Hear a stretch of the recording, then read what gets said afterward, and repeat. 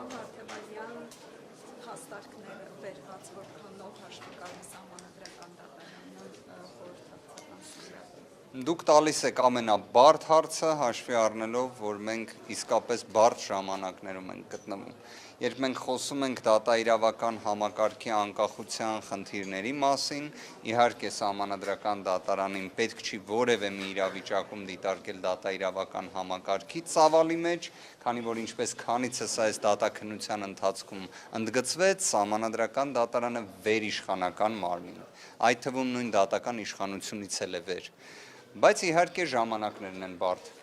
Կարծում եմ առնվազն շատերը երևի թե համակարծիք կլինեն մեր հանրության ներկայացուցիչներից, մեր հայրենակիցներից, որ դիմողների կողմից, բացառությամբ մեկ դիմողի,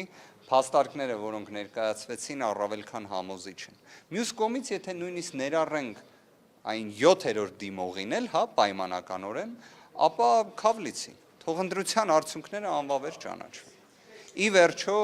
դուք նկատեցիք, այդքան խոսվեց, որ տեղի են ունեցել ընտրախախտումներ, իբրև ընդդիմության կողմից, ինքնին դա արդեն աբսուրդային պնդում էր, բայց այդպես էլ որևէ մեկը նման պնդում,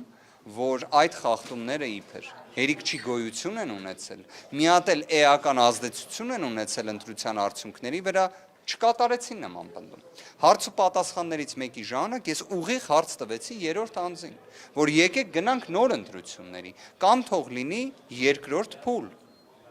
Քանի որ եթե իրենք իրենց ասածին հավատում են, նույն այդ ընտրակաշառքների իբր աբսուրդային պատմությունները, բա թող այդ դիրքորոշումը ներկայացնեին, բայց այդպես էլ դա չարեցին։ Հակառակը, ամեն կերպ նահանջեցին այդ պնդումից։ Այս օրերի դատարանի կողմից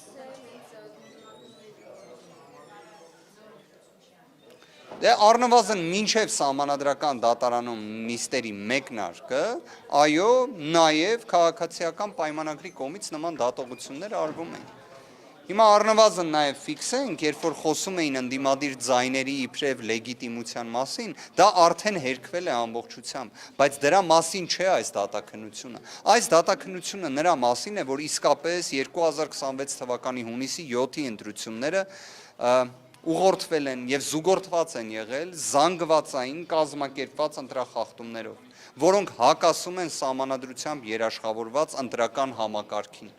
Սա է ամբողջ ցավը եւ սահմանադրական դատարանը իհարկե ունի բոլոր սահմանադրությամբ նախատեսված լիազորությունները դրան պատշաճ արձագանք տալու։ Եվ հաշվի առնելով այդ խոսվելը եւ այն հարցերը, որը տրվում էր կողմերին, դուք ինչ կարծիք եք, ի սկզբանե ինչ որ անաչառություն էր վիճարկում կամ կասկածը։ Սահմանադրական դատարանի կազմի լեգիտիմության մտահոգությունը մենք ընդգծել ենք հենց առաջին նիստին, դրա հաղթահարման մեխանիզմն էլ առաջարկել ենք։ Այլ հարց, որ այդ մեխանիզմը չի իրացվում։